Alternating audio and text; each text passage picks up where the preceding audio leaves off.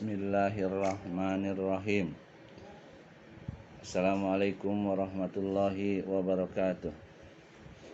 Innal hamdalillah nahmaduhu wa nasta'inuhu wa nastaghfiruh wa na'udzu billahi min syururi anfusina wa min sayyiati a'malina may yahdihillahu fala mudhillalah wa man yudlil fala hadiyalah. Asyhadu an la ilaha illallah wahdahu la syarikalah wa asyhadu anna Muhammadan abduhu wa rasuluh. Ya ayyuhalladzina amanu taqullaha haqqa tuqatih wa la tamutunna illa wa antum muslimun. Ya ayyuhan nasu taqu rabbakumul ladzi khalaqakum min nafsin wahidah wa khalaqa minha zawjaha wa bassa minhuma rijalan katsiran wa nisaa. Wattaqullaha allazi tasaaluna bihi wal arham innallaha kana 'alaikum raqiba. Ya ayyuhalladzina amanu taqullaha wa qulu qawlan sadida yuslih lakum a'malakum wa yaghfir lakum dzunubakum wa may yuti'illah wa rasulahu faqad faza fawzan 'azima. Amma ba'du fa in asdaqal hadisi kitabullah wa khairal hadi hadi Muhammad sallallahu alaihi wasallam wa sharral umur muhdatsatuha fa inna kulla muhdatsatin bid'ah wa kulla bid'atin dhalalah wa kulla dhalalatin finnar. Saudaraku yang dirahmati Allah, kita masih membahas tentang syarah dari kisah Nabi sallallahu alaihi wasallam, ya, sejak lahir sampai detik-detik wafatnya beliau sallallahu alaihi wasallam. Yang lalu kita sudah sampai kepada wafatnya Abu Thalib, paman beliau, kemudian wafatnya Khadijah, ya, istri beliau, ya. Itulah kesedihan yang paling menyedihkan, ya, silih berganti. Sekarang kita masuk ke bab berikutnya, yaitu menikahnya Nabi SAW dengan Saudah, menikah yang kedua kali, ya. Itu pun dilakukan Nabi setelah Khadijah wafat, ya. Setelah Khadijah wafat, dia tidak pernah poligami, ya. Ini pun dia menikah lagi itu atas wahyu dari Allah Jalla Jalaluhu. Saudara dirahmati Allah, ya, pada bulan Syawal tahun 10 kenabian, yakni di tahun ini, ya, di tahun ini juga Rasulullah SAW menikah dengan Saudah binti Zam'ah. Saudah termasuk wanita yang masuk Islam lebih dahulu dan ikut serta dalam hijrah yang kedua ke Habasyah. Jadi Saudah ini ikut hijrah yang kedua, yang pertama dia tidak, yang kedua dia ikut. Ada riwayat yang menyebutkan dia wafat sepulangnya ke Mekah.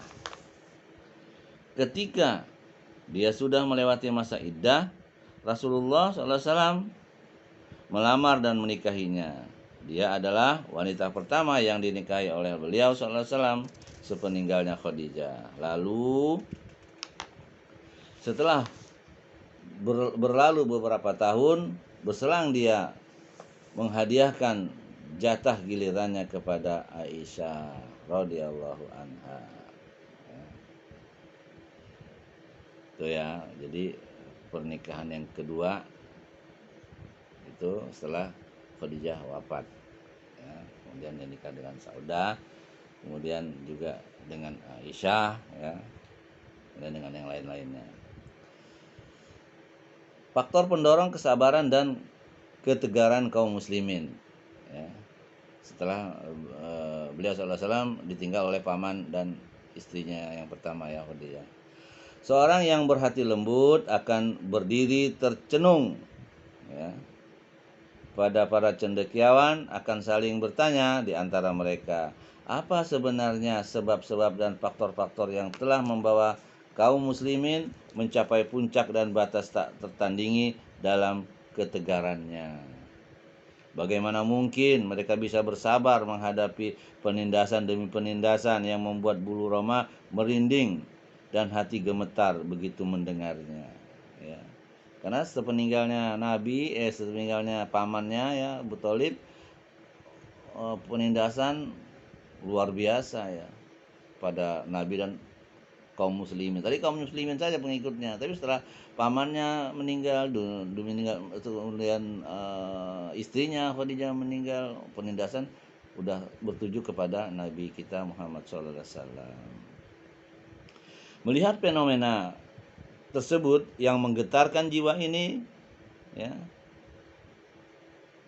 kami menganggap perlunya menyinggung sebagian dari faktor-faktor dan sebab-sebab tersebut secara ringkas, ya, dan singkat saja, ya kan. Jadi hanya apa, sekilas info lah istilahnya gitu ya. Tentu saja yang pertama adalah keimanan kepada Allah. Sebab dan faktor paling utama adalah keimanan kepada Allah Jalla Jalalu, ya. Semata-mata dan mengenal Allah dengan sebenar-benarnya. Keimanan yang mantap bila lelah menyelinap ke sanubari, ya, dapat menjadi setimbangan gunung, ya. Itu luar biasa, ya. Jadi kalau sudah masuk ke sanubarinya, maka keimanan itu sangat luar biasa, ya. Sehingga dia tidak akan goyah sedikit pun, ya, walaupun disiksa seperti apapun oleh kaum kafir Quraisy. Orang yang memiliki keimanan yang kokoh dan keyakinan yang mantap seperti ini akan memandang kesulitan duniawi sebesar, sebanyak, dan serumit apapun jika dibandingkan dengan keimanannya ibarat lumut-lumut yang diapungkan oleh air bah yang berusaha menghancurkan bendungan kuat dan benteng yang kokoh. Nah, jadi kalau iman sudah masuk ke sanubari, apapun guncangan, hambatan apapun tidak akan goyah sedikit pun, ya, para sahabat tersebut, ya.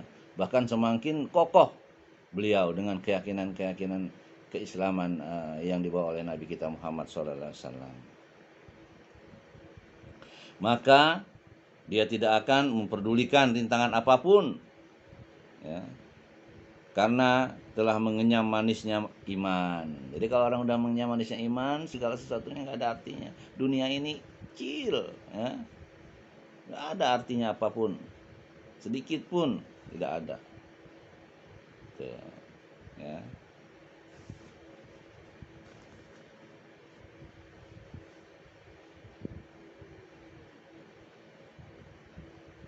Jadi kalau iman sudah merasuk manisnya, ya. Jadi kalau istilahnya itu, ya, manisnya iman, ya, sehingga kita merasa kalau kita sholat, ya, kita senang berlama-lama mengadu kepada Allah, ya, terutama di malam hari sepertiga malam, senang kita berlama-lama, ya kan, gitu. Atau sholat malam, ya, di awal waktu juga boleh, masalah, ya kan. Kalau kita sholat sunnah, ya, sholatnya panjang-panjang, ya, terutama sholat duha, ya kan, sholat lail, ya, gitu. Kita senang, gitu. Ya. Jadi dunia ini nggak ada artinya apapun. Seperti yang saya jelaskan bahwa dunia ini lebih hina dibandingkan satu sayap nyamuk. Bayangin, saya itu nggak ada harganya. Dunia dan isinya, ya, langit dan bumi. Semua yang ada di langit dan bumi nggak ada nilainya dibandingkan satu sayap nyamuk saja. Jadi begitu hinanya dunia ini. Makanya kalau iman sudah masuk ke sanubarinya, apapun goncangannya, terjangannya, halangannya, hambatannya, ya kan, dari para kaum kafir Quraisy, maju terus. Karena Allah akan menolong dia. Karena orang Islam itu, ya, kalau sudah tertanam dalam hatinya, dia nggak takut mati dia. Perang berani dia. Karena cuma dua. Kalau dia mati syahid, kalau dia menang dapat harta rampasan. Beda dengan orang kafir. Kalau mati neraka dia. Menang ya nggak ada gunanya, gitu. Saudara dirahmati Allah, Bila iman sudah merasuk ke dalam hatinya, maka ya, rintangan apapun ya, karena telah mengenyamnya manisnya iman, segarnya ketaatan, serta cerianya keyakinan, seperti dalam firman Allah dalam surat Ar-Ra'd yang artinya, adapun buih itu akan hilang sebagai sesuatu yang tak ada harganya. Adapun yang memberi manfaat kepada manusia, maka ia tetap di bumi. Nah, jadi kalau manfaat untuk manusia tetap di bumi. Tapi kalau manfaat untuk Allah, nah, akan ada sampai ke akhirat. Makanya kalau kita melakukan sesuatu ridho karena Allah, ya maka kita akan mendapatkan dunia dan akhirat. Tapi kalau kita hanya mengejar dunia, maka kita hanya akan dapat dunia saja, akhirat enggak. Gitu. Itu ada dalam surat Ar-Ra'd ayat 17 ya. Dari sebab utama ini kemudian berkembang dan beralih kepada sebab-sebab lain yang semuanya tidak lain menguatkan ketegaran dan kesabaran tersebut seperti yang akan disebutkan berikut ini atau selanjutnya nanti ya gitu. Ini singkat aja terutama keimanan ya. Jadi kalau itu yang pertama tadi adalah keimanan kepada Allah. Yang kedua, kepemimpinan yang diidolakan setiap hati. Saudaraku yang dirahmati Allah, Rasulullah SAW adalah sosok seorang pemimpin tertinggi umat Islam ya, sedunia ya. Bahkan seluruh manusia, beliau memiliki keindahan fisik, jiwa yang sempurna, akhlak yang luhur, sifat-sifat yang terhormat, dan ciri fisik yang agung. Hal ini dapat menyebabkan hati tertawan dan membuat jiwa rela berjuang untuknya sampai tetes darah terakhir. Ya. Kesempurnaan yang dianugerahkan kepadanya tersebut tidak pernah dianugerahkan kepada siapapun. Ya. Jadi Nabi itu orangnya ganteng, ya, terpercaya, besar, tinggi, tegap, ya, nggak penakut, ya kan. Jadi semua yang ada pada diri dia itu nggak ada, baik nabi-nabi yang lain, gitu. Ya. Beliau menempati posisi puncak dalam derajat sosial, keluhuran budi, kebaikan dan keutamaan. Demikian pula dari sisi kesucian diri, amanah juga, kejujuran, ya, dan semua jalan-jalan kebaikan. Tidak ada yang menandinginya. Jangankan oleh para pencinta dan sahabat karib beliau, musuh-musuhnya pun tidak meragukan lagi hal itu. Ungkapan yang pernah terlontarkan dari mulut beliau pastilah membuat mereka langsung meyakini kejujuran dan kebenarannya. Orang kafir takjub gitu. Tapi masalahnya ini iman. Dia takjub kepada Nabi, percaya kepada Nabi, tapi Allah nggak beri hidayah gitu untuk beriman kepada nabinya dan Allah gitu. Suatu ketika ya, 3 orang tokoh Quraisy berkumpul, masing-masing dari mereka ternyata sudah pernah mendengarkan Al-Quran secara sembunyi-sembunyi tanpa diketahui oleh 2 temannya yang lain. Namun kemudian rahasia itu tersingkap. Salah seorang dari mereka bertanya kepada Abu Jahal yang merupakan salah seorang dari ketiga orang tersebut, bagaimana pendapatmu mengenai apa yang engkau dengar dari Muhammad SAW tersebut? Nah, apa yang telah aku dengar memang kami telah berselisih dengan Bani Abdi Manaf dalam persoalan derajat sosial. Manakala mereka makan, kami pun makan. Sama kan derajat sosialnya. Mereka menanggung sesuatu, kami pun ikut menanggungnya. Mereka memberi, kami pun memberi. Hingga akhirnya kami sejajar di atas tunggangan yang sama. Ya, setara, artinya sederajat. Ya. Dan ibarat 2 orang yang bertarung secara imbang. Tiba-tiba mereka berkata, kami memiliki nabi. Nah, ini ya, yang membawa wahyu dari langit. Kapan kamu mengetahui hal itu? Demi Allah, kami tidak akan beriman sama sekali kepadanya dan tidak akan membenarkannya. Jadi ya, ini Abu Jahal ini kenapa dia nggak mau beriman? Karena bersaing tadi karena kesombongan. Ya, dari bani keturunannya Nabi Muhammad, ya, secara sosial sama dengan keturunannya kabilahnya Abu Jahal ini. Tapi dari Abu Jahal nggak ada nabi yang diutus dari Allah, ya, dari Allah, dari bani kaumnya Bani Hasim, ya, atau keturunannya silsilahnya Nabi, kita mau salam ada Nabi.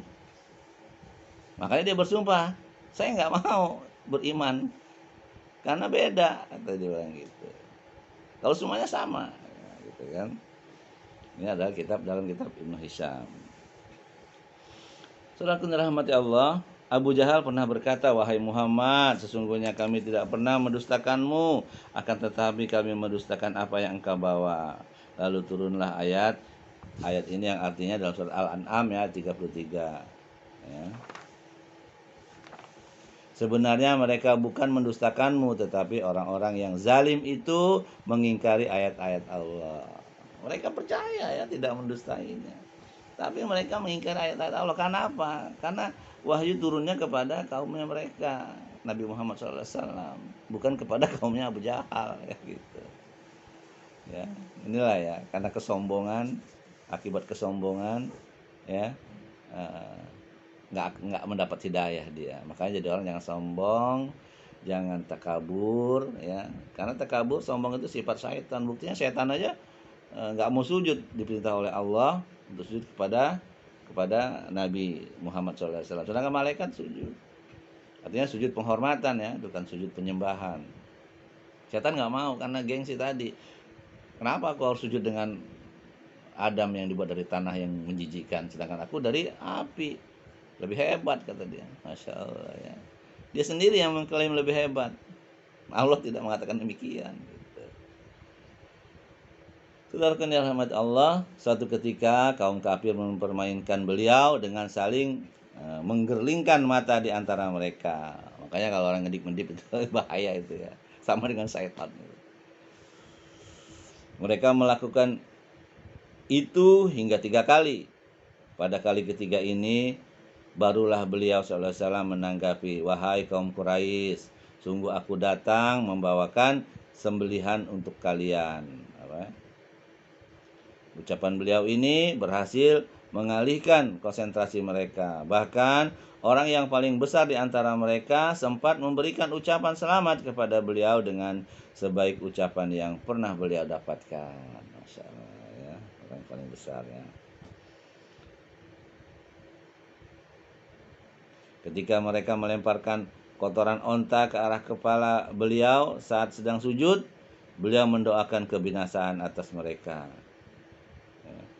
Tawa yang tadinya menyeringai di bibir mereka berubah menjadi kegundahan dan kecemasan, karena mereka yakin pasti akan benar-benar binasa. Mereka yakin doa Nabi itu makbul, sehingga mereka takut, khawatir. Udah banyak buktinya. Orang-orang yang mencelakai dia didoakan, bahkan terjadi. Bahkan ada orang didoakan dia mati akan dimakan oleh anjing, ternyata benar. Gitu. Yang dimakan oleh anjing serigala itu ya dia doang, yang lain enggak, sahabat-sahabat yang didoain nama Nabi aja itu. Gitu, yang binasa. Bahkan yang aku sendiri, inilah saatnya aku mati, katanya. Doa Nabi, doa Muhammad yang lalu terkabulkan. Makanya mereka sebenarnya percaya dan takut ya gitu. Tapi karena hidayah itu tidak masuk ke dalam relung hatinya, ya sulit. Makanya kita yang sudah diberi hidayah ya oleh Allah, kita jemput kebenaran itu dengan benar pula ya. Ikut kajian, membaca Quran yang dipahami oleh para sahabat ya, gitu. Saudara yang dirahmati Allah, beliau mendoakan kebinasaan atas Utbah bin Abi Lahab ya, sehingga dia senantiasa merasa yakin akan terjadinya apa yang didoakan oleh beliau terhadapnya. Maka ketika dia melihat seekor singa singa ini ya, dalam riwayat lain itu serigala atau anjing ya. Serta merta dia bergumam, demi Allah, nah, dia maksudnya Muhammad telah membunuhku padahal dia berada di Mekah. Ini karena doa Nabi. Begitu ketika Utbah bin Abi Lahab ya, anaknya Abu Lahab nih, dan masih sepupu sama dia kan. Karena Abu Lahab itu pamannya. Nabi lagi sujud taruhin kotoran onta. Gitu. Sampai Fatimah sedih ya. Hingga membersihkan itu. Tapi didoakan sama Nabi. Langsung lamanya Utbah bin Abi Lahab akan mati dimakan anjing katanya. Ternyata benar. Bahkan Utbah bin Abu Lahab mengatakan Muhammad membunuhku padahal dia ada di Mekah, sedangkan dia ada di luar Mekah. Gitu. Sedang berdagang lah gitu ya. Ya kan kalau di Arab itu penghidupannya dengan berdagang ya, gitu, kesam. Saudaraku dirahmati Allah, Ubay bin Khalaf pernah mengancam akan membunuh beliau, namun beliau menantangnya. Akulah yang akan membunuhmu jika Allah memperkenankan. Maka pada perang Uhud, tatkala beliau berhasil mencederai Ubay di bagian lehernya, yakni goresan yang tidak terlalu lebar, Ubay sempat berkomentar, sesungguhnya apa yang diucapkannya di Mekah di hadapanku dulu, akulah yang akan membunuhmu, telah terjadi. Nah, ya kan? Mereka sendiri yang mengakui, ya kan? Dan mereka nggak akan lupa tuh doa Nabi. Gitu. Demi Allah, andai dia meludah saja ke arahku, niscaya itu akan dapat membunuhku. Nggak usah pakai pedang ya, ludah aja mati ya. Kisah selengkapnya tentunya akan disajikan kemudian ya di dalam kitab ini juga ya. Jadi itu sekilas aja ya tentang matinya Ubay laknatullah ya, dan Utbah bin Abi Lahab.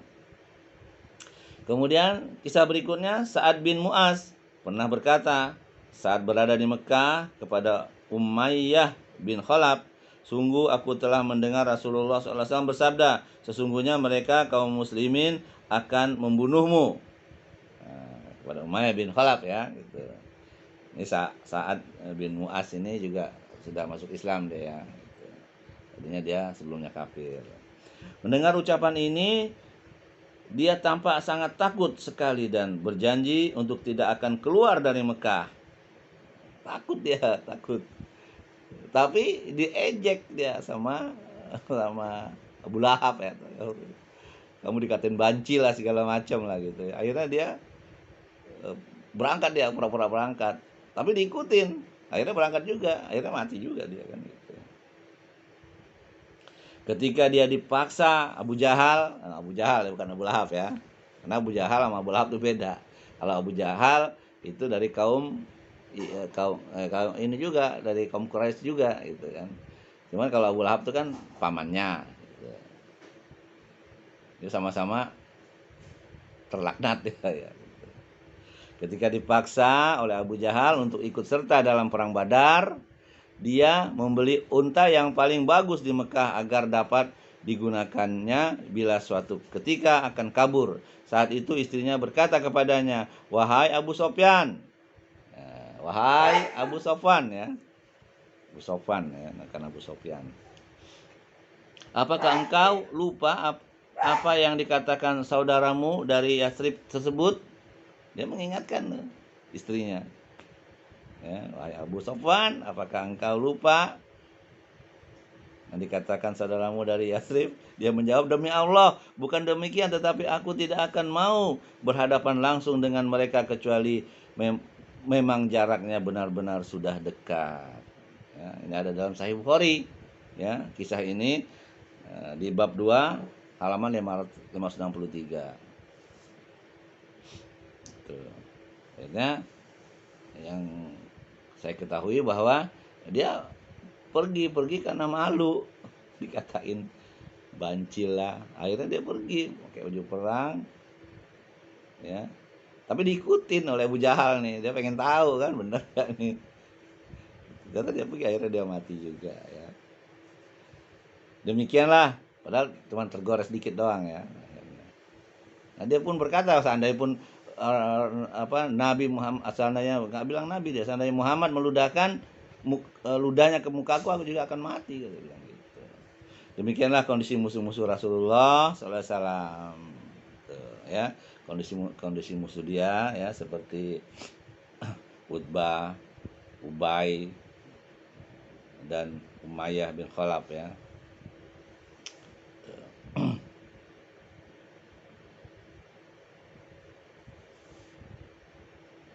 Adapun saudara dirahmati Allah ya, kondisi para sahabat dan rekan-rekan beliau lain lagi, kedudukan beliau di sisi mereka ibarat ruh dan jiwa menyatu ya, menyatu. Dan semua urusan beliau menempati hati dan mata mereka. Cinta yang tulus terhadap diri beliau mengalir bak aliran air ke dataran rendah. Keterpikatan hati mereka terhadap beliau laksana daya tarik magnet terhadap besi untayan sebuah bait syair disebutkan. Jadi sahabat itu luar biasa ya, cintanya kepada Nabi. Bahkan cintanya kepada Nabi melebihi daripada cinta kepada dirinya sendiri. Karena waktu Umar ditanya juga sama Nabi, siapa yang kau paling cintai ya Umar? Aku yang paling kucintai adalah Nabi SAW selain diriku. Dia bilang begitu. Kata Nabi, kamu belum mencintaiku. Kamu mencintaiku melebihi dari dirimu sendiri. Sekaranglah, kata Umar, aku mencintaimu lebih dari segalanya termasuk diriku sendiri. Itulah baru kita mencintai dia. Nah sekarang Nabi udah gak ada. Bagaimana kita mencintai dia? Ya tentu dengan mempelajari sunnah-sunnah beliau sallallahu alaihi wasallam. Ya jangan menyelisihinya, jangan berbuat bid'ah. Gitu. Pelajari hadis-hadisnya yang sahih, yang dipahami oleh para sahabat radhiyallahu anhu. Kenapa? Saya sering mengatakan demikian karena sahabat itu ya dia itu maksum ya, maksum dia. Terpelihara ijma'nya. Beda dengan individunya mungkin mereka tidak maksum ya. Tapi ijma' para sahabat itu maksum. Karena Allah ridho. Radhiyallahu anhu wa radu'an. Ya, Allah ridho kepada mereka, para sahabat, dan sahabat juga ridho kepada Allah. Kenapa dia ridho? Karena dia membenarkan dan membela Nabi Muhammad SAW. Kalau kita mau Allah ridho kepada kita, belalah Nabi, tentunya dengan mempelajari sunnah-sunnah beliau sallallahu alaihi wasallam. Karena beliaunya sudah wafat. Nah, tuh, ya.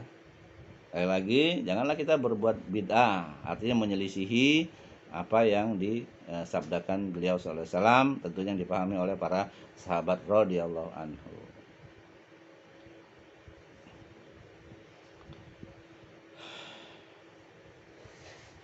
Saudara yang dirahmati Allah, syairnya ya seperti ini ya, saya bacakan sedikit.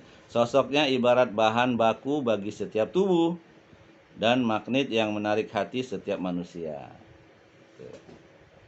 Kenapa ya di zaman dahulu itu ada syair, yang syair tuh kalau sekarang tuh berita ya. Jadi kalau orang bersyair itu sampai kemana-mana tuh gitu. Kalau yang orang Padai bersair, nah gitu. Kalau sekarang nih wartawan lah istilahnya, gitu. Atau handphone lah, gitu ya. Karena beritanya cepat. Oleh karena itu, saudara-saudara rahmat Allah, sebagai implikasi dari rasa cinta, ya, siap mati. Ya. Para sahabat itu siap mati melindungi Nabi, ya. Bahkan dalam perang Uhud, ya, Nabi hampir artinya hampir mati dan terluka parah dia. Tapi sahabat tuh membuat tameng melindungi Nabi SAW. Walaupun Nabi juga berdarah ya dan giginya patah juga. Ya. Tapi begitulah sahabat. Ya. Nah, harusnya kita juga seperti itu. Dengan mempelajari sunnah-sunnah beliau, kita amalkan, kita dakwahkan, ya. Yang terutama itu kita pelajari dan kita amalkan itu. Kemudian kita dakwahkan yang kita mampu.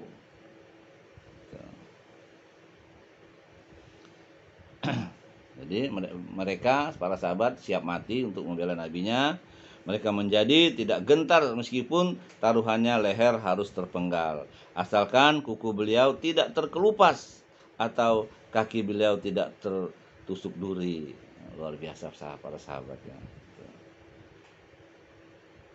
Suatu hari ketika di Mekah, Abu Bakar bin Abi Kuhafa pernah diinjak dan dipukuli dengan keras. Kemudian datanglah Utbah bin Robi'ah mendekatinya lalu memukulinya dengan kedua terompahnya yang tebal dan melayangkannya ke arah wajahnya.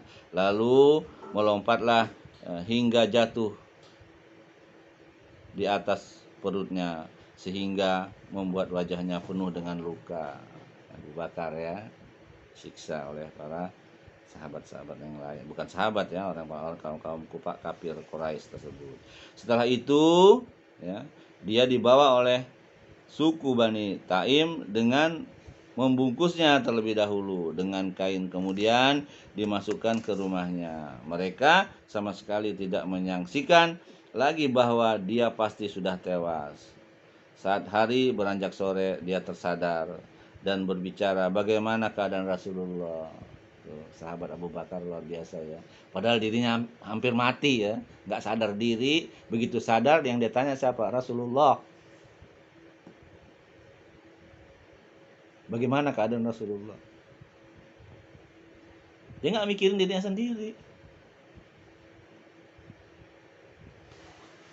Karena sahabat itu mencintai Rasulullah melebihi cintanya kepada dirinya sendiri.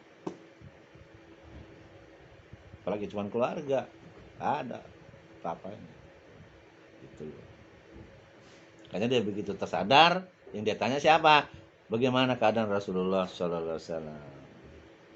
Kemudian mereka mencibirnya dengan lisan mereka dan mengumpatinya, lalu berdiri dan berkata kepada ibunya, Ummul Khair, terserah apa yang akan engkau lakukan, memberinya makan atau minum. Ketika sang ibu hanya tinggal berdua saja dengan anaknya, dia membujuknya agar mau makan atau minum. Tetapi justru sang anak malah berkata lagi, bagaimana keadaan Rasulullah Sallallahu Alaihi Wasallam. Itu kan luar biasa. Kemudian ibunya menjawab, demi Allah aku tidak tahu sama sekali tentang sahabatmu itu. Dia berkata, kalau begitu pergilah menjumpai Ummu Jamil binti Al-Khattab. Ya. Lalu tanyakanlah padanya. Sang ibu pergi menemui Ummu Jamil lantas berkata, sesungguhnya Abu Bakar bertanya kepadamu tentang Muhammad bin Abdullah. Ya. Dia menjawab, aku tidak kenal siapa Abu Bakar dan juga Muhammad bin Abdullah. Namun jika engkau ingin aku menyertaimu menemui anakmu, aku bersedia melakukannya. Jamil nggak tahu ya, atau pura-pura nggak tahu gitu kan. Dan dia menjawab ya, ibunya Abu Bakar ini ya, baiklah. Akhirnya keduanya berlalu hingga mendapati Abu Bakar dalam keadaan terkapar tak berdaya. Ummu Jamil mendekatinya seraya berteriak keras, demi Allah sesungguhnya kaum yang melakukan tindakan ini terhadapmu adalah orang-orang yang fasik dan kafir. Sungguh aku berharap semoga Allah membalaskan untukmu terhadap mereka. Malah Abu Bakar berkata lagi, bagaimana keadaan Rasulullah Sallallahu Alaihi Wasallam? Ya, dia nggak peduli dengan diri dia, padahal sudah mau mati. Tapi yang dia tanya, bagaimana Rasulullah? Bagaimana Rasul? Bagaimana?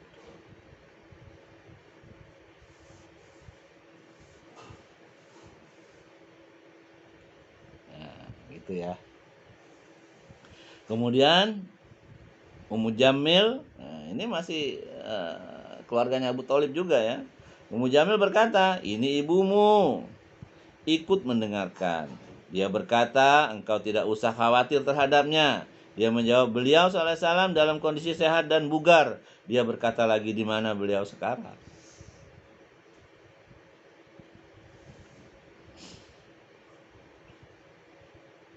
Kemudian dijawab, ada di rumah Ibu Al-Arqam, jawabnya ya.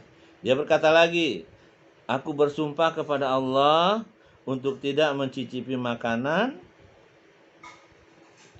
dan menenggak minum hingga aku mendatangi Rasulullah sallallahu alaihi wasallam. Ya. Saudara rahmati Allah, memang kalau kita membaca kisah-kisah para sahabat itu luar biasa ya. Nanti setelah kita mempelajari sirah Nabi Muhammad SAW ini ya, kita akan nanti mempelajari juga eh, kisah sahabat ya. Ada 100 lebih sahabat ya. Sebenarnya banyak sahabat-sahabat yang luar biasa itu ya.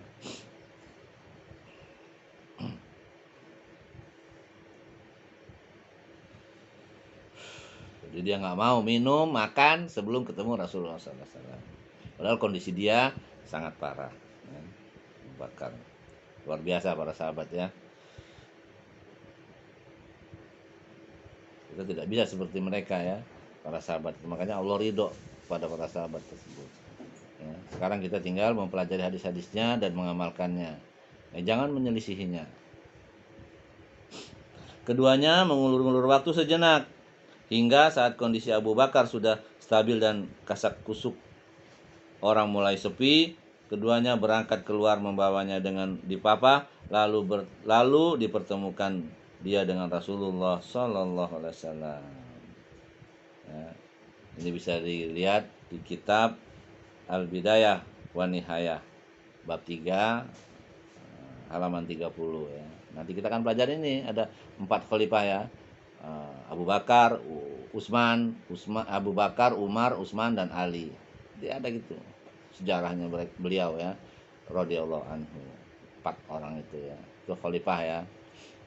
Setelah Abu Bakar, Umar, Utsman dan Ali.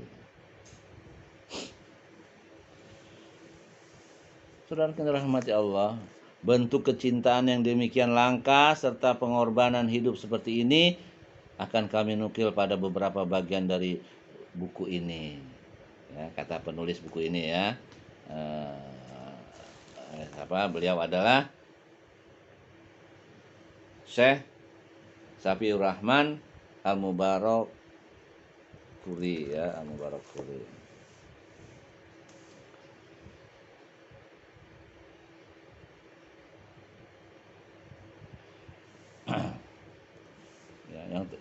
Yang terutama tentunya yang terjadi pada waktu perang Uhud dan yang terjadi terhadap Hubaib atau semisalnya. Ya, Hubaib ini kisahnya luar biasa juga ini. Nah, orangnya jelek, kurus, tapi Nabi senang sama dia. Ya. Yang ketiga, rasa tanggung jawab. Ya. Para sahabat menyadari secara penuh akan besarnya tanggung jawab yang diperlukan atau yang dipikulkan ke puncak umat manusia. Tanggung jawab ini tidak dapat dielakkan dan diselewengkan betapapun kondisinya, sebab keteledoran dan lari dari dirinya memiliki implikasi yang sangat besar dan berbahaya melebihi penindasan yang dirasakan oleh mereka. Kerugian yang akan mereka derita dan dideritakan oleh mereka, kerugian yang akan mereka derita dan dideritakan oleh umat manusia secara keseluruhan akibat lari darinya. Jadi kalau lari dari ini ya akan menderita sendiri. Jauh lebih besar dibandingkan dengan kesulitan-kesulitan yang selama ini mereka hadapi akibat beban yang mereka tanggung tersebut. Luar biasa ya tanggung jawab Nabi itu ya. Tuh, pada para sahabat-sahabat. Nah, dan kecintaan para sahabat kepada nabinya Muhammad SAW.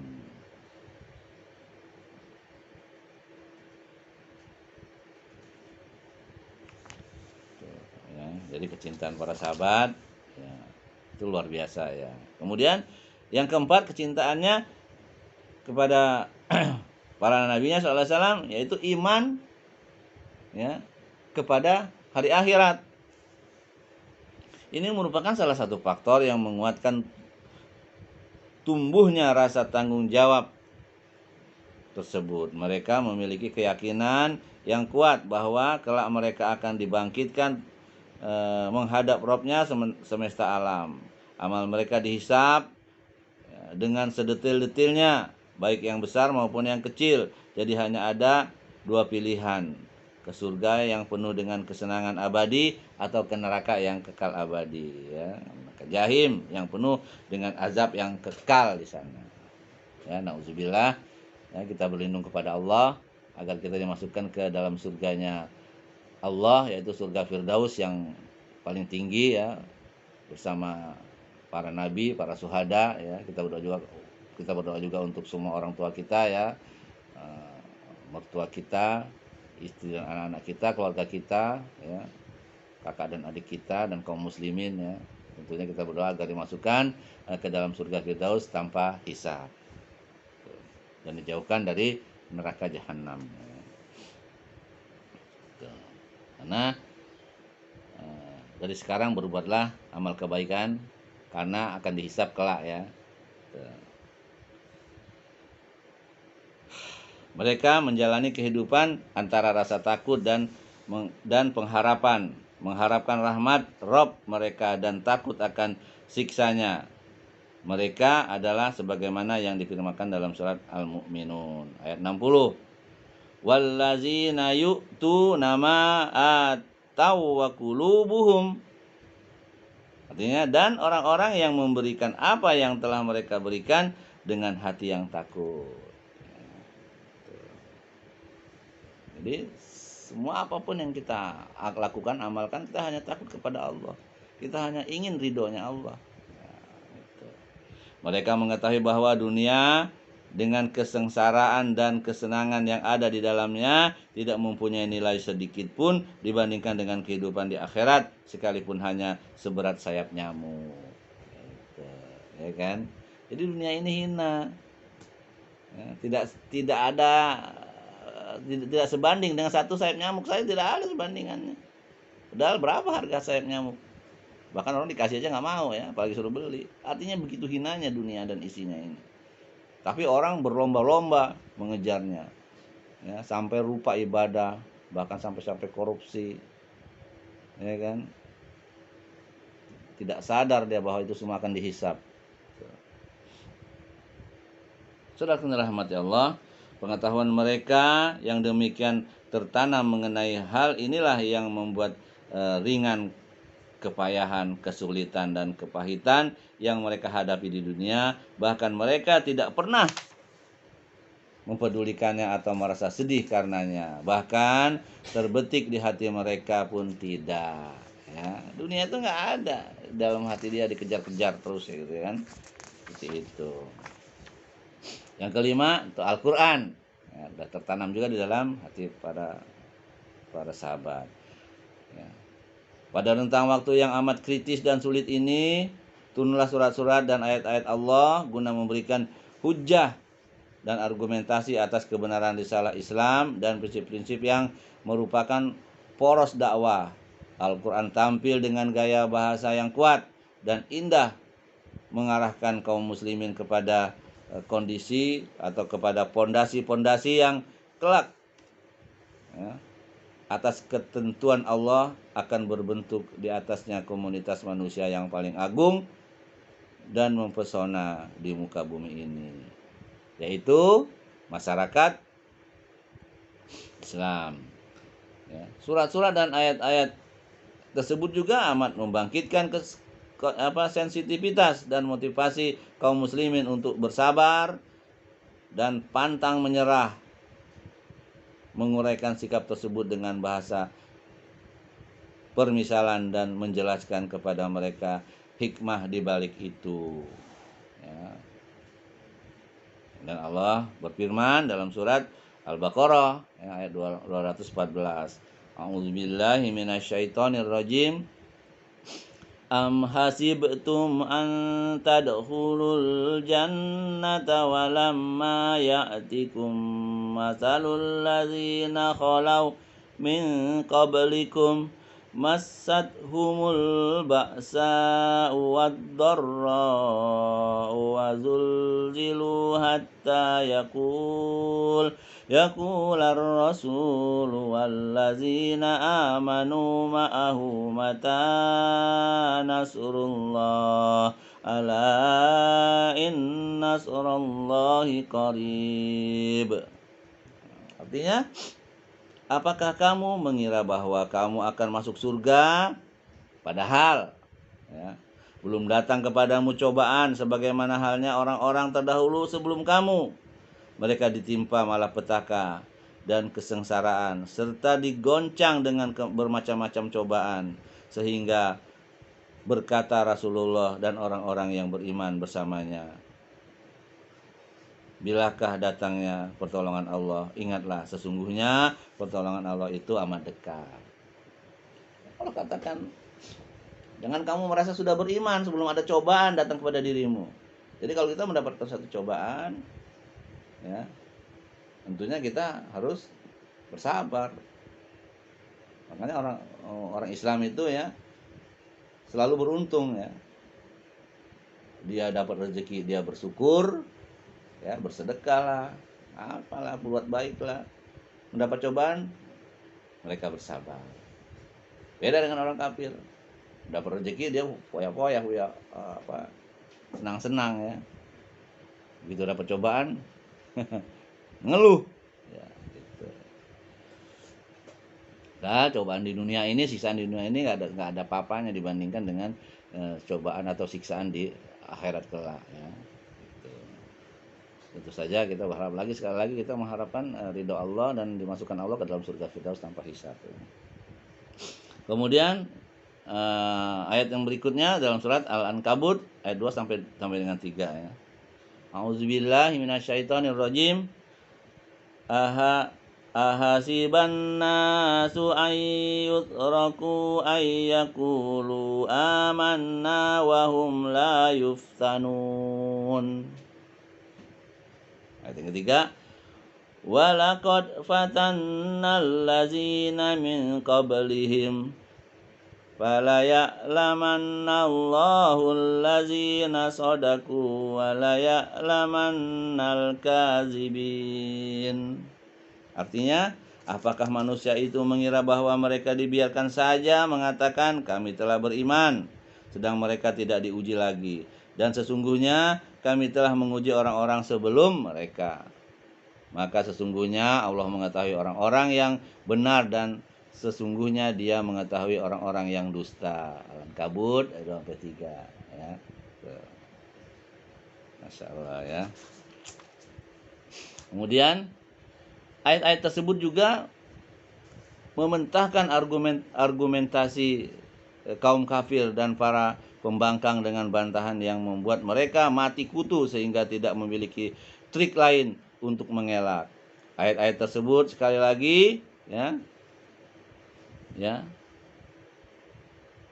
ayat-ayat tersebut sekali waktu juga memperingatkan mereka akan akibat yang fatal karena mereka bersikeras dalam pembangkangan dan kesesatan dengan pemaparan yang jelas dan lugas serta menyebutkan contoh azab Allah yang ditimpakan kepada umat-umat terdahulu dan peristiwa historis yang menunjukkan adanya sunatullah terhadap para wali dan musuhnya. Sekali waktu pun sekali waktu pula menyapa mereka secara ramah, berupaya membuat mereka mengerti, memberi petunjuk dan arahan hingga dengan itu mereka mau berpaling dari kesesatan yang nyata yang tengah mereka lakukan. Kadang-kadang Allah menurunkan firman yang tegas, kadang-kadang menurunkan firman yang mengajak mereka supaya hatinya luluh sehingga ikut menjadi masuk agama Islam dan menjauhi kebatilan-kebatilan atau kesesatan-kesesatan yang syirik tersebut. Al-Quran juga membimbing kaum muslimin menuju alam lain, memperlihatkan kepada mereka hal-hal yang membuat hati mereka bergetar. Pemandangan alam semesta, keindahan rububiyah atau rububiyah ciptaan Allah ya, kesempurnaan uluhiyahnya, jejak rahmat dan kasih sayang serta keridoannya. Ya. Allah tunjukkan rububiyah Allah, ya, kekuasaan Allah, ya kan? Dan penyembahan kepada Allah yaitu uluhiyah. Tidak boleh menyembah ke selain Allah. Di balik lipatan ayat-ayat tersebut terdapat pesan-pesan untuk kaum muslimin di sana. Rob mereka memberitakan kabar gembira buat mereka berupa rahmat dan keridoannya serta surga yang telah disiapkan buat mereka. Di dalamnya mereka mendapatkan kenikmatan abadi. Ayat-ayat tersebut juga memberikan gambaran kepada mereka tentang bagaimana musuh-musuh mereka, kaum kafir ya, dan para togut yang zalim dihakimi dan ditangkap. Lalu wajah mereka dijerembabkan dan diseret ke dalam api neraka sehingga mereka merasakan betapa pedihnya neraka sakor ya. Neraka jahim, neraka sakor, itu ya, macam-macam ya. Tuh. Selanjutnya yang keenam ya, tanda keimanan mereka adalah yang membuat keimanan mereka makin teguh, berita-berita gembira tentang kemenangan. Meskipun kaum muslimin mengetahui akan berita-berita gembira ini, namun mereka juga mengetahui sejak pertama kali mengalami perlakuan kasar dan penindasan bahkan sebelum itu bahwa masuk Islam bukan berarti tersingkirnya semua musibah dan kematian tersebut, tetapi sejak awal lahirnya dakwah Islamiyah bertujuan untuk mengenyahkan dunia jahiliyah dan sistemnya yang menyembah tauhid itu ya, yang zalim kepada penciptanya, kepada nabinya. Mereka juga mengetahui bahwa buah dari hal itu di dunia ini adalah terbentangnya kekuasaan di atas muka bumi dan penguasaan terhadap kondisi politis di seluruh alam yang dapat mengirim umat manusia dan komunitas manusia secara keseluruhan ke dalam keridhaan Allah Jalla Jalaluhu dan membebaskan mereka dari penyembahan terhadap para hamba, penyembahan terhadap makhluk ya, menuju kepada penyembahan terhadap Allah semata ya. Gitu. Jadi dakwah para nabi itu semuanya tauhid ya. Karena yang lebih utama itu adalah dakwah tauhid ya. Supaya orang menyembah Allah. Supaya orang hanya meminta kepada Allah. Supaya orang mengagungi nama-nama Allah. Gitu. Sesekali Al-Quran turun dengan berita-berita gembira tersebut secara lantang dan terkadang pula berupa kinayah sindiran.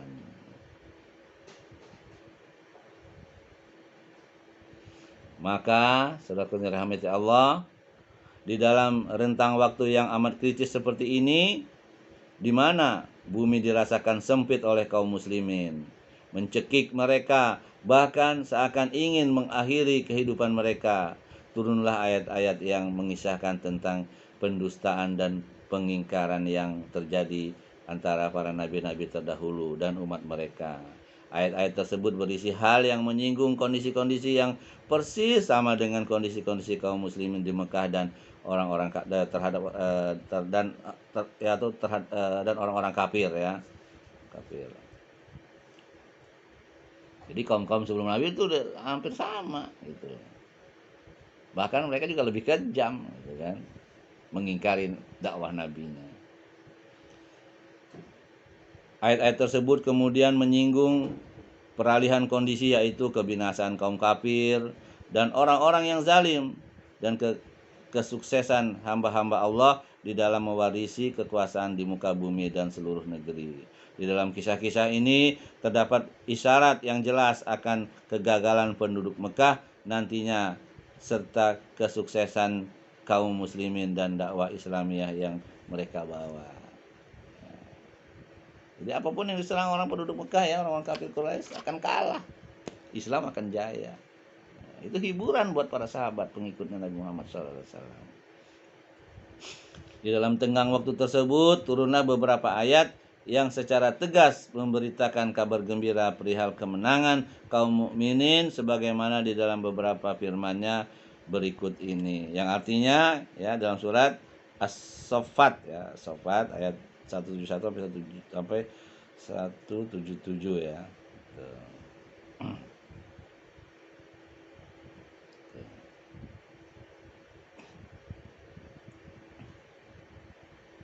Artinya, dan sesungguhnya telah tetap janji kami kepada hamba-hamba kami yang menjadi rasul, yaitu sesungguhnya mereka itulah yang pasti mendapat pertolongan. Dan sesungguhnya tentang kami itulah yang pasti menang. Maka berpalinglah kamu Muhammad dari mereka sampai suatu ketika dan lihatlah mereka, maka kelak mereka akan melihat azab itu. Maka apakah mereka meminta supaya siksa kami disegerakan? Maka apabila siksa itu turun di halaman mereka, maka amat buruklah pagi hari yang dialami oleh orang-orang yang diperingatkan itu. As-Saffat ayat 171 ya sampai 177. Kemudian dalam surat Al-Qamar juga ya ayat 45.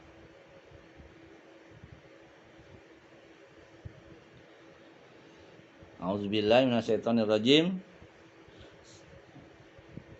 Sayuhzamul jam'u wa yuwalluna dubur. Golongan itu pasti akan dikalahkan dan mereka akan mundur ke belakang. Qamar ayat 49.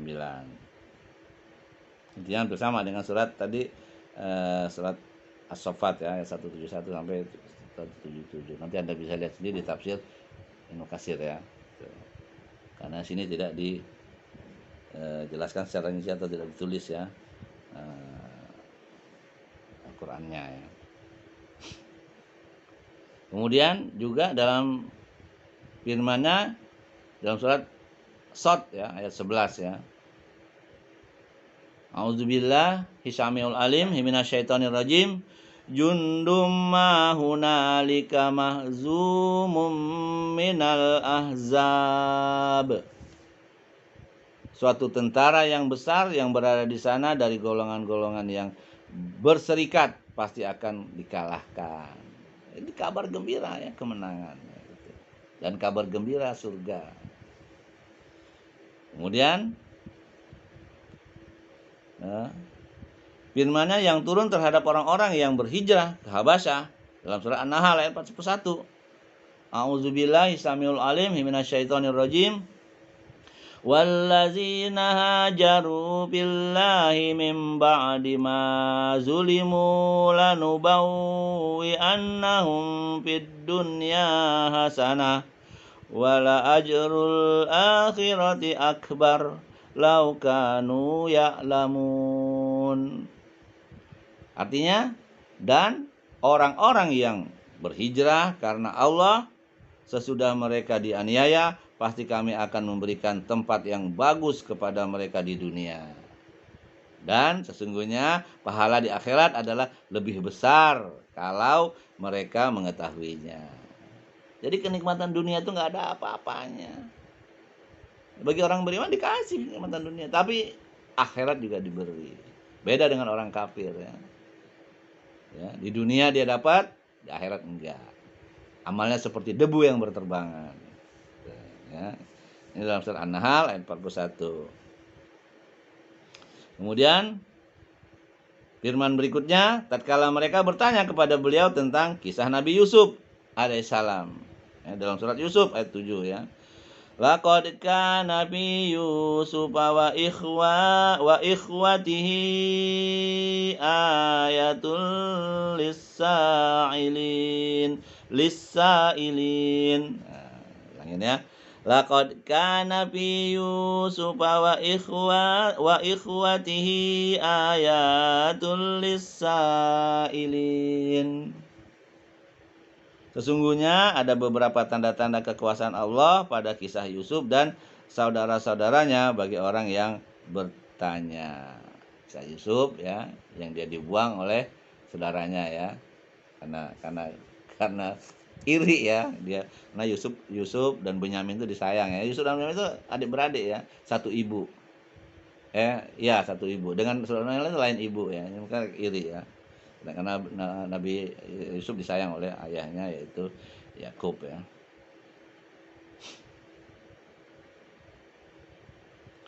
Yakni kedudukan Mekah yakni penduduk Mekah yang bertanya tersebut akan mengalami kegagalan sebagaimana yang pernah dialami oleh saudara-saudara Yusuf, dan mereka akan menyerah sebagaimana mereka menyerah.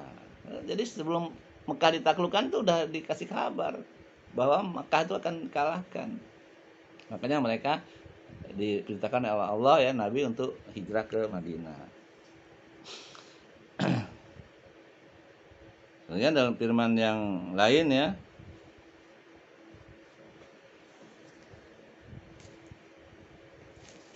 dalam surat Ibrahim ya, ayatnya 13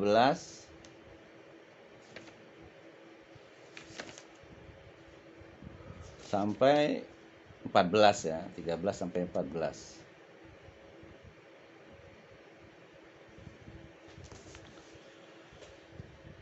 A'udzubillahi minasyaitonirrajim. Ya, ayat 13-nya, wa qala allazina kafaru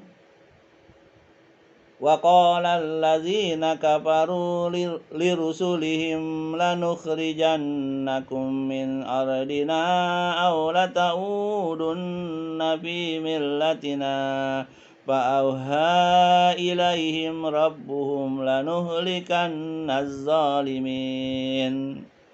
Ayat yang 14, walanuskinannakumul arda min ba'dihim dzalika liman khafa maqami wa khafa wa'id. Artinya, orang-orang kafir berkata kepada rasul-rasul mereka, kami sungguh-sungguh akan mengusir kamu dari negeri kami atau kamu kembali kepada agama kami. Maka Rabb mewahyukan kepada mereka, kami pasti akan membinasakan orang-orang yang zalim itu, dan kami pasti akan menempatkan kamu di negeri-negeri itu sesudah mereka. Yang demikian itu adalah untuk orang-orang yang takut akan menghadap kehadiratku dan takut kepada ancamanku. Tuh ya. Surat Ibrahim ayat 13 sampai 14. Suratnya yang ke-14 ya. Tuh. Ketika perang berkecamuk antara bangsa Persia dan Romawi, kaum kafir lebih senang bila bangsa Persia yang menang, karena mereka adalah orang-orang musyrik yang sama dengan mereka. Sedangkan kaum muslimin lebih menyukai bila kemenangan berada di pihak bangsa Romawi, karena mereka adalah orang-orang yang beriman kepada Allah, para rasul, wahyu, kitab-kitab, dan hari akhir ya. Karena orang-orang Romawi dulu agamanya kan Kristen ya, atau Nasrani ya. Dia beriman, benar berimannya gitu, tidak menuhankan Nabi Isa ya gitu. Kemenangan memang berada di pihak bangsa Persia. Ternyata bangsa Persia yang menang ya. Lalu Allah menurunkan ayat yang memberitakan kabar gembira bahwa bangsa Romawi akan mengalami kemenangan dalam beberapa tahun kemudian. Dan hal ini memang terjadi. Bahkan tidak terbatas itu saja. Ayat tersebut menyebutkan kabar gembira yang lain secara tegas, yaitu pertolongan Allah terhadap kaum muslimin. Di dalam firman-Nya dalam surat Ar-Rum ya. Nah, ini surat Romawi, Rum namanya kan. Dalam surat Rum ayatnya 4 sampai 5 ya. A'udzubillahi minasyaitonirrajim. Wa yauma idzin yafrahul mu'minun. Masalah ya. Binasrillah, dan pada hari itu kaum mukminin bergembira dengan pertolongan Allah. Ya. Kemudian Rasulullah SAW ya, Rasulullah SAW sendiri sering menyampaikan kabar gembira seperti ini dari waktu ke waktu, seperti di saat musim haji datang dan berada di tengah orang-orang banyak di pasar Ukas, Madinah, ya, Zil al-Majas, ya, untuk menyampaikan risalah dakwah beliau. Tidak hanya memberitakan kabar gembira tentang surga saja, ya, tetapi secara lantang berkata kepada mereka, wahai manusia. Ini hadis dalam riwayat hadis ya disebutkan oleh Ibnu Sa'ad ya. Bab 1 halaman 216 ya. Wahai manusia, ucapkanlah la ilaha illallah, niscaya kalian akan beruntung menguasai bangsa Arab dan mendudukan orang-orang non-Arab. Jika kalian mati, maka kalian akan menjadi raja di surga. Itu dakwahnya luar biasa ya. Sering Nabi menyampaikan hal itu ya. Itu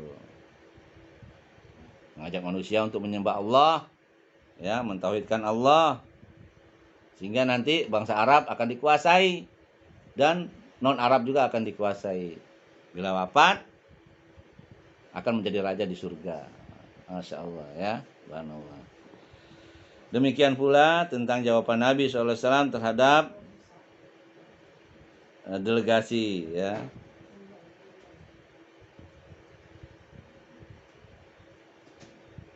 Saudaraku yang dirahmati Allah. Dari hadis tersebut ya, jelas ya, tegas Nabi mengatakan, ketika ya setelah dipaparkan di atas bagaimana jawaban Nabi SAW kepada Utbah bin Rabi'ah atas keinginannya untuk bernegosiasi dengan beliau dengan menawarkan gemerlap dunia serta apa yang dipahami dan diharapkan olehnya terkait dengan kemenangan yang akan dicapai Rasulullah SAW. Demikian pula tentang jawaban Nabi terhadap delegasi. Ya.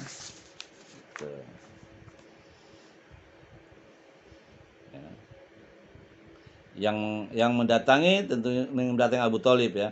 Ketika itu beliau secara terus terang meminta kepada mereka satu kalimat saja yang apabila mereka memberikannya maka semua bangsa Arab akan tunduk kepada mereka dan mereka dapat menguasai Arab dan non-Arab. Khobab bin Al-Arad berkata, aku menemui Nabi SAW saat beliau berbaring di atas kain burdahnya dengan berteduh di bawah naungan Ka'bah. Saat itu kami telah mengalami penyiksaan berat dari kaum musyrikin. Lantas aku berkata, tidakkah engkau berdoa kepada Allah, yakni agar menolong para sahabatnya? Mendengar ucapan ini, beliau langsung duduk sedangkan raut wajahnya tampak memerah seraya berkata, ya, sungguh orang-orang sebelum kalian pernah diseret dengan sesetan besi panas yang menusuk daging hingga mengenai tulang belulang dan urat tubuh mereka. Akan tetapi hal itu semua tidak membuat mereka bergeming sedikit pun dari agama mereka. Sungguh Allah akan menyempurnakan urusan agama ini hingga seorang penunggang kuda dari San'a ke Hadramaut merasa aman, tidak ada yang ditakutkan selain Allah Ta'ala ya. Itu ucapannya Nabi ya. Orang-orang dahulu lebih parah ya. Kita juga akan mengalami kesulitan yang tidak seberapa dibandingkan itu, dan nanti kita akan menang sehingga aman negeri ini ya. Periwayat hadis ini menambahkan ya, setelah itu dan tidak juga dia mengkhawatirkan kambingnya diterkam serigala. Jadi aman ya. Ya. Orang jalan dari Son'a ke Hadramaut, bahkan binatang sekalipun aman ya, kambing-kambing gembalanya akan diterkam oleh serigala. Dan versi riwayat yang lain ditambahkan, akan tetapi kalian terlalu terburu-buru, yakni ingin cepat memetik hasil tanpa melalui cobaan terlebih dahulu. Nah, maka kita dilarang buru-buru. Berdoa juga nggak boleh buru-buru ya. Ya, kita tetap berdoa. Karena kita berdoa itu ya, ada kalanya dibayar cash sama Allah langsung, ada kalanya ditunda buat akhirat kelak, ada kalanya kita diampuni dosa-dosa kita, ya. Pasti itu akan terkabul. Jangan berhenti berdoa ya, untuk kebaikan, untuk orang tua, untuk saudara-saudara kita, untuk keluarga kita, anak dan istri kita, suami kita ya. Kabar-kabar gembira tersebut tidak ditutup-tutupi dan terselubung, akan tetapi tersebar secara terbuka dan diketahui umum baik oleh orang-orang kafir maupun kaum muslimin. Indikasinya Al-Aswad bin Al-Muttalib dan rekan-rekan mengobrolnya saling mengedip-ngedipkan mata di antara sesama mereka bila melihat para sahabat Nabi SAW melintasi mereka. Seraya berkata, raja-raja bumi yang akan mewarisi Kisra atau Raja Persia, Kisra ya, dan Heraklus, nah ini Kaisar Romawi ya, sudah datang kepada kalian. Kemudian mereka bersiul-siul dan bertepuk tangan. Dengan adanya kabar-kabar gembira tentang masa depan yang jaya dan cemerlang di dunia, ditambah lagi dengan pengharapan yang besar, tulus dan sungguh-sungguh akan kemenangan menghinggapi atau menggapai surga sebagai hasil akhirnya kelak. Para sahabat memandang bahwa penindasan yang beraneka ragam dan silih berganti dari semua ini tersebut serta musibah-musibah yang mengepung mereka dari segala penjuru hanyalah sebagai gumpalan awan di musim panas yang dalam sekejap akan sirna. Gitu. Saudara-saudara yang dirahmati Allah, demikianlah Rasulullah SAW senantiasa menyuguhkan santapan rohani kepada mereka dengan rangsangan keimanan, menyucikan jiwa mereka dengan mengajarkan al-hikmah. Al-hikmah itu al-hadis ya, atau Al-Qur'an ya, mendidik mereka dengan pendidikan yang mendalam, mendorong jiwa mereka agar menduduki keluhuran rohani, kemurnian hati, kebersihan budi pekerti, keterbatasan dari pengaruh materialistik, melawan hawa nafsu, serta kembali kepada Rob bumi dan langit. Menyucikan kegelapan hati mereka, mengeluarkan mereka dari kegelapan menuju cahaya yang terang, ya, mengajak mereka bersabar dan dalam menghadapi semua gangguan, memiliki sifat sabar, sifat pemaaf, serta menundukkan jiwa. Dengan gemblengan semacam itu, mereka menjadi bertambah kokoh di dalam berpegang pada agama, menjauhkan diri dari hawa nafsu, siap mengorbankan jiwa di jalan yang diridhoi oleh Allah Subhanahu wa taala ya. Bahkan mereka merindukan surga, selalu antusias menuntut ilmu. Nah, kita harus semangat ya. Sahabat itu menuntut ilmu luar biasa ya. Dan memahami agama, mengintrospeksi jiwa dan menundukkan sentimen-sentimen yang tumbuh, mengalahkan perasaan-perasaan yang bergejolak jiwa, serta selalu mengikat diri dengan kesabaran, kedamaian dan ketenangan. Ya, itulah ya yang bisa saya sampaikan. Mudah-mudahan ini bermanfaat untuk diri saya dan diri antum semua, sehingga kita makin mencintai Nabi kita SAW ya. Kita tahu perjuangan mereka ya, Nabi SAW maksudnya ya, sehingga kita berharap tentunya semua ini, amal ini akan dicatat oleh Allah dan akan menjadi amal timbangan yang berat ya untuk diri kita di akhirat kelak ya. Dan juga kita makin senang mempelajari hadis-hadis beliau sallallahu alaihi wasallam. Tentu saja apa yang benar yang datang dari Allah, apa yang salah datang dari diri saya sendiri karena kebodohan dan keminim ilmu saya. Saya mohon ampun kepada Allah ya, dan mohon maaf kepada antum semua ya. Subhanakallah wa bihamdik, asyhadu an la ilaha illa anta, astaghfiruka wa atubu ilaik. Assalamualaikum warahmatullahi wabarakatuh.